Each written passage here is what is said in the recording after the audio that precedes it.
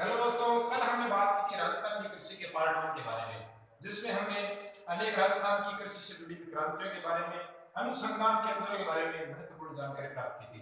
आज हम राजस्थान की कृषि का पार्ट 2 पढ़ने जा रहे हैं, जिसमें और भी महत्वपूर्ण प्रश्नों का हमें अध्ययन करने का अवसर मिलेगा। सबसे पहले हम बात करें तो किसान क्रेडिट कार्ड योजना के बारे में।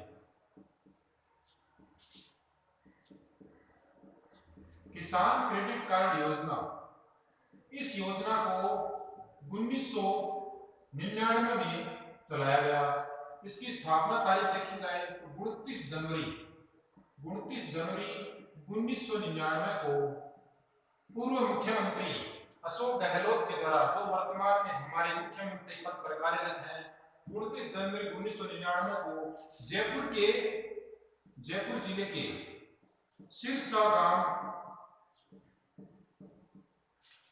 सिरसा नामक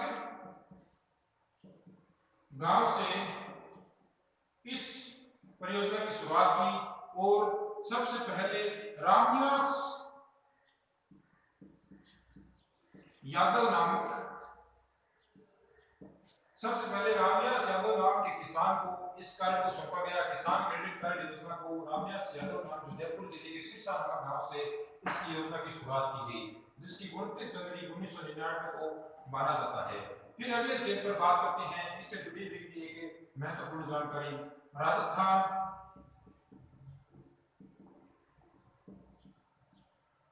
कृषि नीति। राजस्थान कृषि नीति को सन 2013 में लाया गया।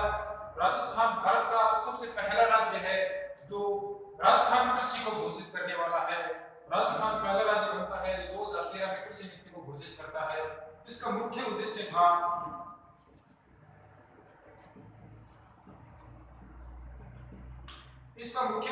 कि प्रत्येक वर्ष फसल चक्र में, कृषि के चक्र में 4% वृद्धि की जाए। प्रत्येक वर्ष 4% फसल चक्र या कृषि चक्र में वृद्धि की जाए।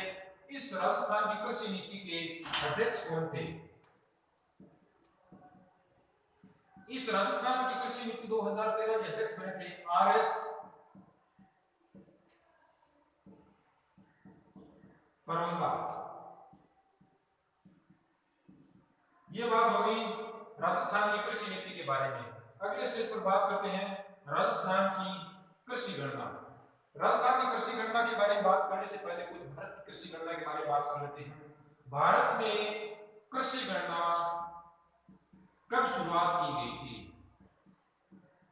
भारत में कृषि गणना 1970 से 71 के मध्य शुरुआत की गई थी और सबसे नवीनतम कृषि गणना जो भारत की कृषि गणना मानी जाती है वह 2009 से 10 के मध्य की गई।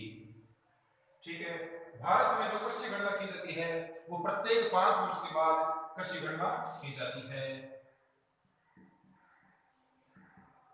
ये 3 महत्वपूर्ण जानकारियां राजस्थान किसान क्रेडिट कार्ड योजना के बारे में, राजस्थान कृषि नीति के बारे में और भारत कृषि गणना और राजस्थान कृषि गणना के बारे में। फिर बात करते हैं राजस्थान की कृषि से जुड़े हुए सिंचाई के बारे में।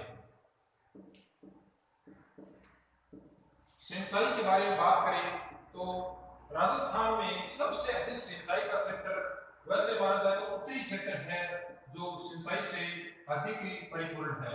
उत्तरी क्षेत्र में केवल एकमात्र राज्य है जो 80% से ऊपर सिंचाई के साधनों से परिपूर्ण है, वो है श्रीगंगानगर।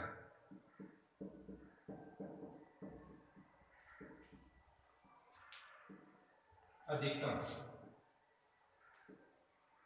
राजस्थान के 33 जिलों में केवल मात्र गंगानगर जिला है जो 87% हिस्सा सिंचाई के साधनों से परिपूर्ण है।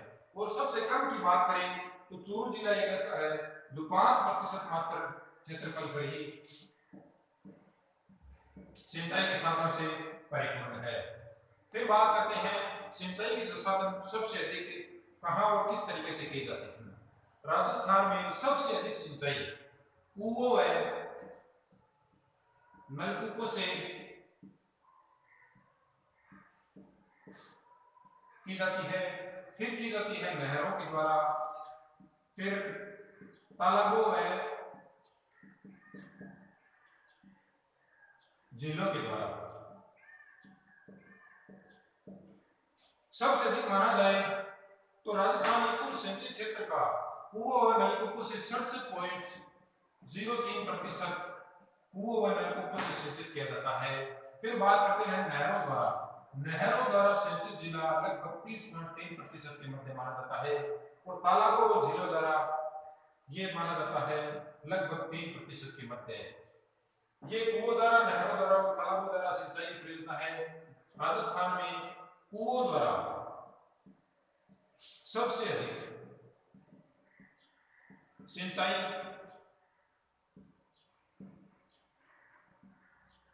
कहां की जाती है? जयपुर जिले में। और कुओं द्वारा सबसे कम सिंचाई कहां की जाती है? श्री गंगानगर में। फिर बात करते हैं नलकूपों द्वारा सबसे अधिक सिंचाई कहां की जाती है?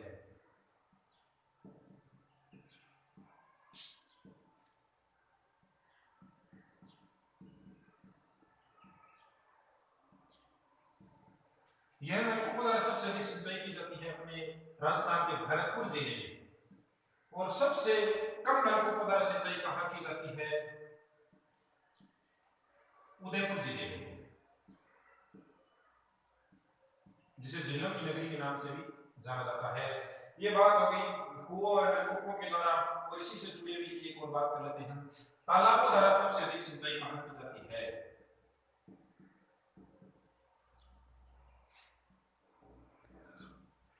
वो है भीलवाड़ा।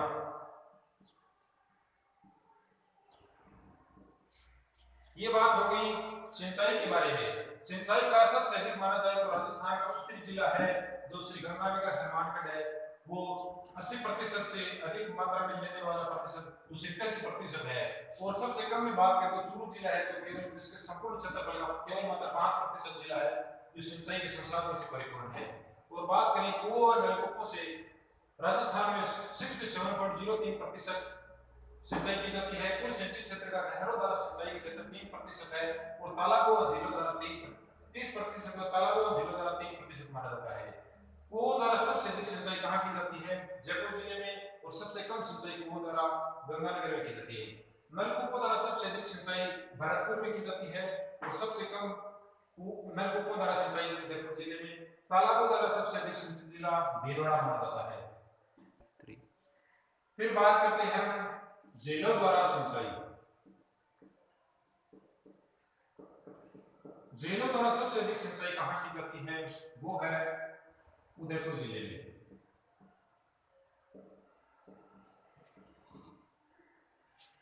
फिर बात करते हैं नहरों द्वारा सबसे अधिक सिंचाई। नहरों द्वारा सबसे अधिक सिंचाई गंगानगर व हनुमानगढ़ में।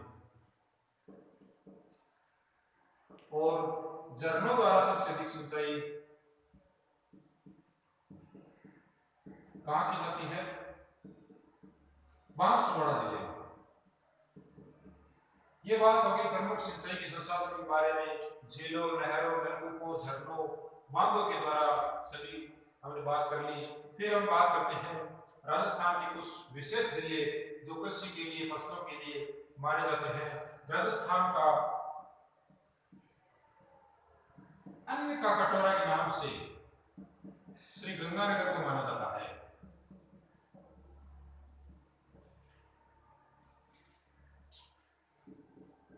कपास का सबसे अधिक उत्पादन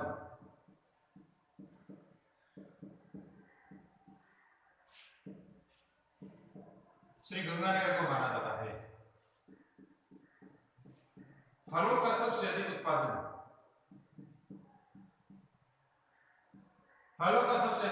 भी श्री गंगानगर को माना जाता है। फिर बात करते हैं मसाला उत्पादन में।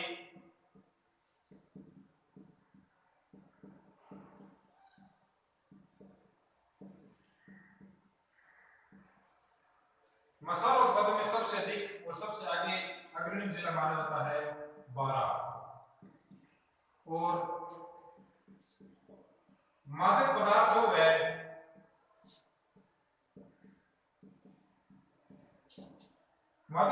में सबसे अग्रणी जिला माना जाता है जालोर जिला।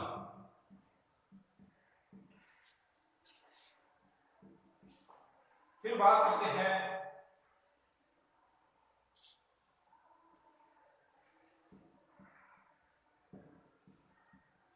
सेलूर रेशा। सेलूर रेशा के नाम से जाना जाता है कपास को।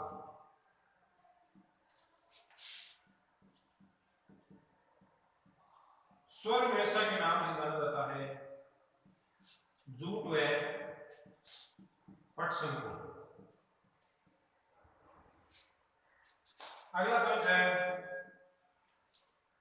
सेब उत्पादन में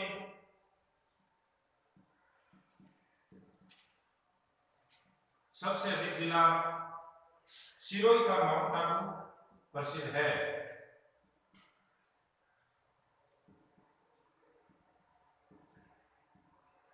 ये हो गई फसलों के से जुड़े हुए महत्वपूर्ण जिलों के बारे में जानकारी। अन्न का कटोरा जो नाम से जाना जाता है श्री गंगानगर जिले को, और कपास का सबसे अधिक उत्पादन गंगानगर व हनुमानगढ़ जिले में ही किया जाता है। फलों का सबसे अधिक और सबसे अग्रणी जिला के नाम से श्री गंगानगर का नाम लिया जाता है। मसालों का सबसे अधिक उत्पादन 12 जिले में किया जाता है। मादक पदार्थों का सबसे अधिक उत्पादन जालोर जिले में किया जाता है। सिल्वर रेशा के नाम से कपास को जाना जाता है। कपास की 3 किस्में हैं, जैसे देसी, मालवी, अमेरिकन। ये 3 प्रकार की किस्में कपास की खेती के लिए प्रसिद्ध हैं। देसी कपास चित्तौड़गढ़ के लिए प्रसिद्ध है, मालवी कपास कोटा बारा के लिए प्रसिद्ध है। अमेरिकन कपास की किस्म गंगानगर जिले में बोई जाती है। स्वर्ण रेशा के बारे में बात करें तो जूट और पटसन को स्वर्ण रेशा या पहला सोना के नाम से भी जाना जाता है। सेब उत्पादन में सबसे अधिक अग्रणी जिला है माउंट आबू सिरोही। फिर बात करते हैं संतरा उत्पादन में।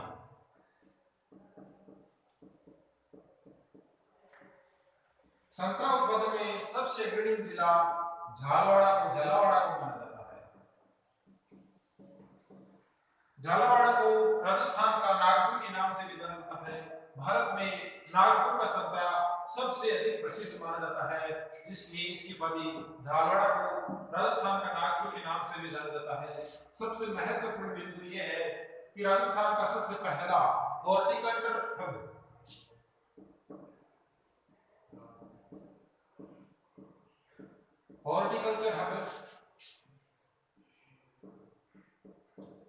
झालावाड़ जिले में ही स्थापित किया गया है। संतरा उत्पादन में झालावाड़ जिला का प्रथम स्थान है। हॉर्टिकल्चर हब के लिए भी राजस्थान के झालावाड़ जिले को भी माना जाता है। फिर बात करते हैं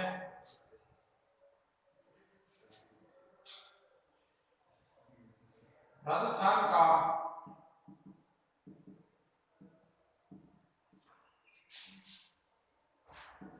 सबसे अधिक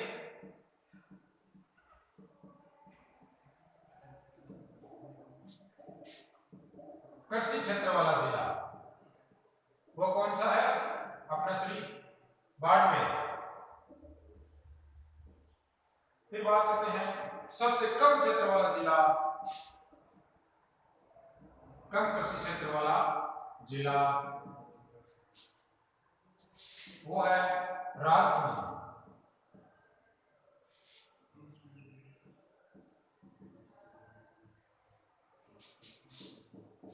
सबसे अधिक गोचर भूमि के बारे में बात करें, राजस्थान में सबसे अधिक गोचर भूमि किस जिले में मानी जाती है? वो है अपना बाड़मेर। बाड़मेर जिले में सबसे अधिक गोचर भूमि है। तो फिर सबसे कम किस जिले में है? सबसे कम गोचर भूमि श्री गंगानगर में है।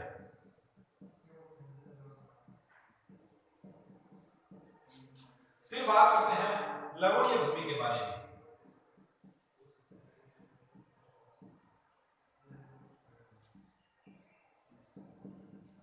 राजस्थान की सबसे लवणीय भूमि पाली जिले में पाई जाती है।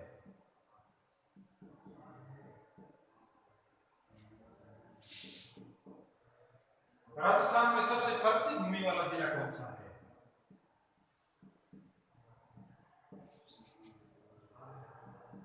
वो है जोधपुर।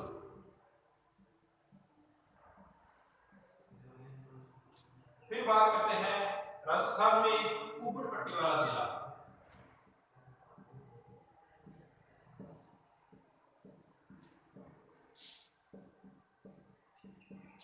क्षेत्र अजमेर व नागौर।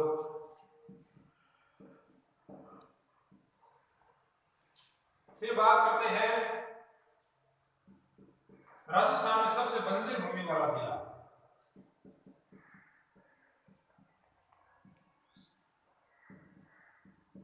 वो है अपना जैसलमेर।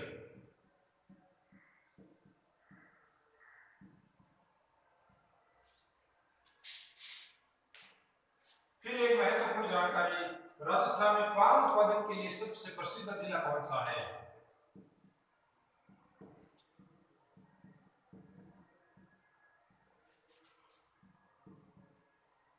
करौली जिले का मासलपुर नामक स्थान।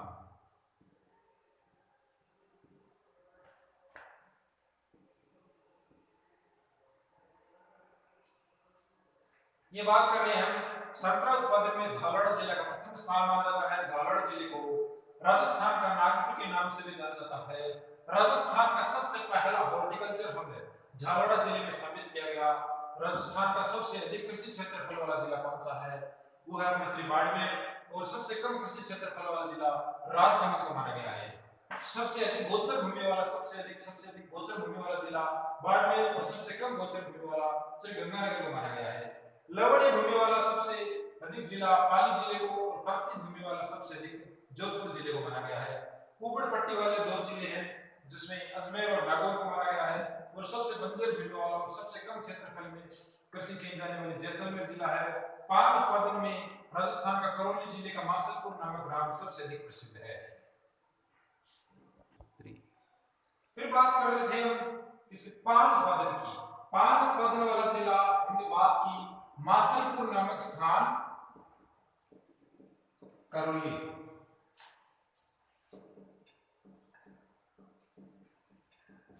मासलपुर नामक स्थान से करौली जिले में बना हुआ यह पान पाकिस्तान में सबसे अधिक प्रसिद्ध माना जाता है।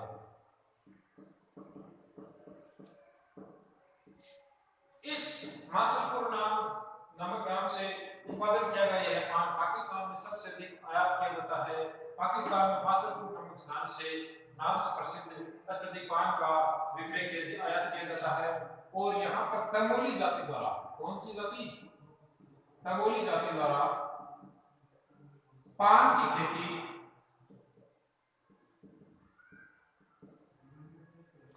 की जाती है। अगले स्टेज पर बात करें तो बाजरा उत्पादन।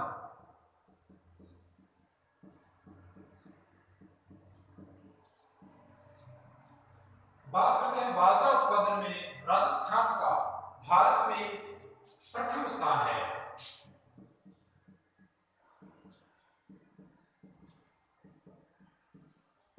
और सबसे अधिक उत्पादन करने वाला जिला कौन सा है? बाड़मेर।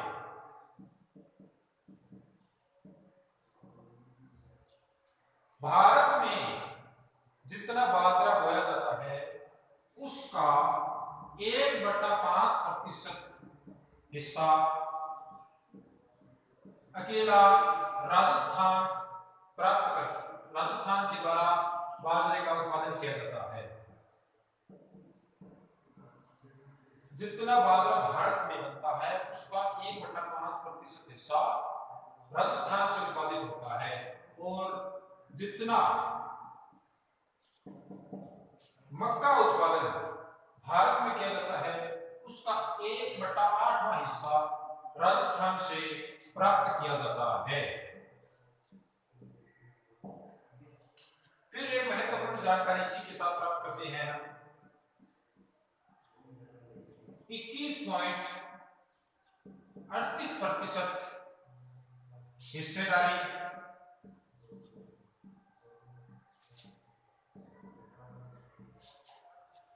कृषि क्षेत्र की ओर से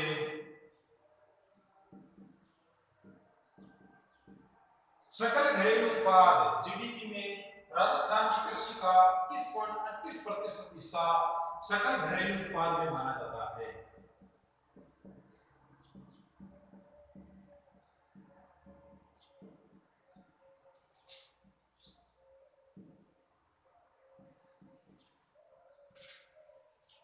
सबसे महत्वपूर्ण जानकारी में जैसे माना जाए 21.38% हिस्सा सकल घरेलू उत्पाद जैसे जीडीपी में कृषि का हिस्सा रहता है। कृषि नीति 2013 के बाद में यह योजना लाई गई कि प्रत्येक वर्ष कृषि के उत्पादन में 4% वृद्धि की जाए। फिर बात करते हैं गेहूं उत्पादन में।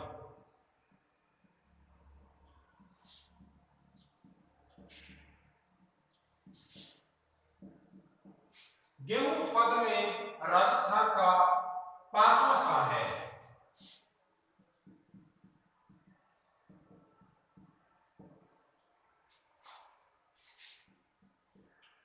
बात करते हैं राजस्थान में दालों का उत्पादन सबसे अधिक किस जिले में किया जाता है?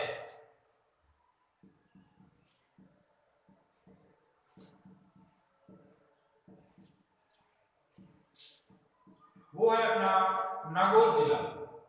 नागौर जिले को दालों का सबसे अधिक उत्पादक के रूप में जाना जाता है।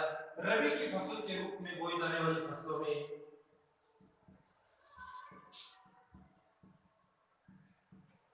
और खरीफ की फसल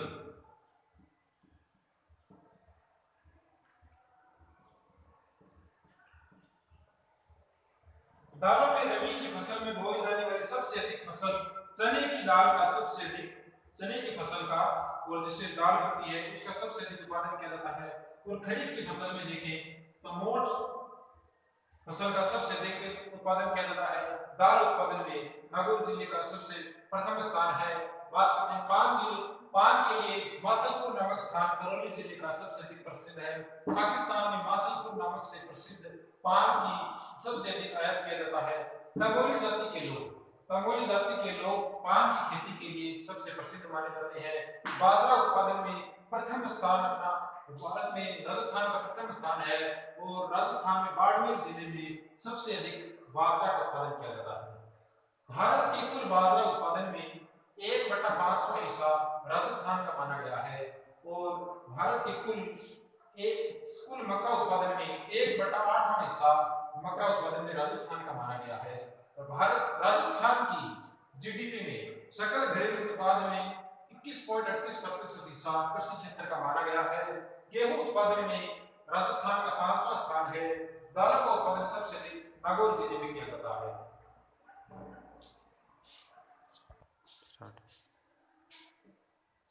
फिर बात करते हैं रबी की फसल के बारे में और खरीफ की फसल के बारे में। वैसे देखा जाए तो फसल चक्र हमारे 3 फसलों के चक्र में बंटा हुआ है। सबसे पहला रबी की फसल और खरीफ की फसल वह जायद फसलें। रबी की फसल को हम सिंचाई के बिना प्राप्त करना मुश्किल है। रबी की फसल में सबसे अधिक महत्वपूर्ण जानकारी वाली बात है कि इसकी जुताई अक्टूबर नवंबर में की जाती है और इसकी कटाई की बात करें तो मार्च अप्रैल के मध्य इसकी कटाई की जाती है। और इसमें प्रमुख फसलें कौन कौन सी आती है तो इसमें देखते हैं गेहूं, जौ, चना,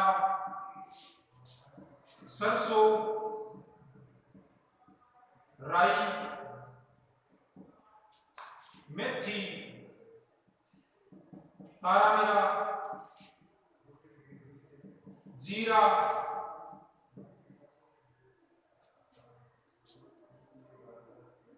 गेहूं, जौ, चना, सरसों, राई, मेथी, तारामीरा जैसे ये अनेक प्रकार की फसलें हैं जो रबी की फसल में मानी जाती है। फिर बात करते हैं अपन खरीफ की फसल के बारे में। इस फसल की जुताई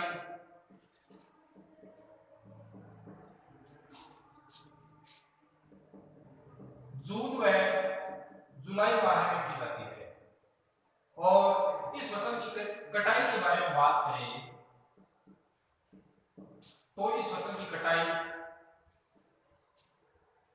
सितंबर व अक्टूबर में की जाती है।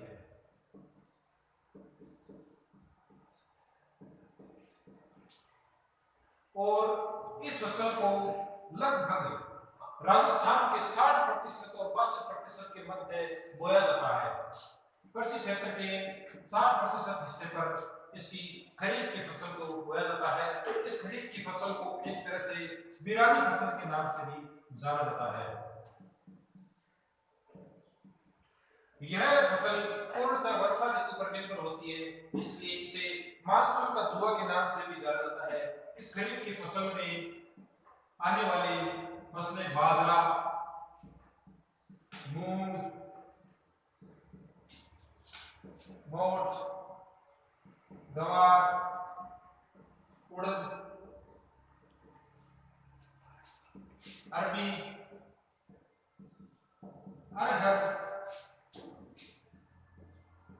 अरंडी,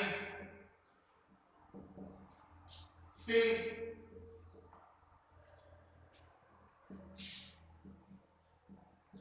चावल,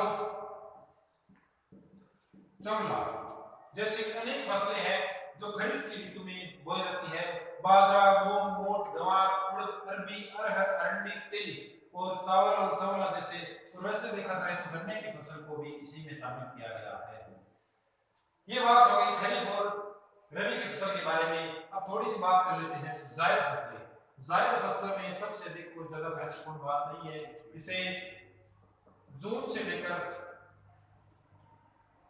वैसे देखा तो मार्च से लेकर जून के मध्य बोया जाता है। इसमें केवल सब्जियों व फल फूलों वाली सब्जियों को बोया जाता है। इसमें काकड़ी, खरबूजा, तरबूज व अनेक हरी सब्जियों का उत्पादन जायद फसलों के रूप में किया जाता है। ये बात होगी अपनी रबी की और खरीफ की और जायद फसलों के अनेक विभाजन के बारे में। फिर बात करते हैं हम एक फसलों के उपनाम के बारे में। ब्लैक ग्राम के नाम से उड़द की दाल को जाना जाता है। कौन सी दाल को? उड़द की दाल को। रेड ग्राम के नाम से किसे जाना जाता है? अरहर की दाल को। ये बात हो गई। सफेद सोना के नाम से किसे जाना जाता है? कपास को। ये हमने पहले भी बात की थी। और स्वर्ण रेशा के नाम से किसे जाना जाता है? पटसन को। जूठा सोना के नाम से किसे जाना जाता है? पाइराइट्स को। और काला सोना के नाम से किसे जाना जाता है? अफीम को। अफीम उत्पादन में राजस्थान का सबसे अग्रणी जिला देखे तो चित्तौड़गढ़ जिला सबसे अधिक अफीम उत्पादन में माना जाता है। अफीम को काला सोना के नाम से भी जाना जाता है। मध्य प्रदेश में भी जालोर जिला अति प्रसिद्ध है। ये बात होगी हमारी राजस्थान की कृषि के पार्ट सेकंड के बारे में बात करते। फिर हम एक महत्वपूर्ण प्रश्न के साथ इस वीडियो का अंत करते हैं। सबसे महत्वपूर्ण प्रश्न है, अकबर के दरबार में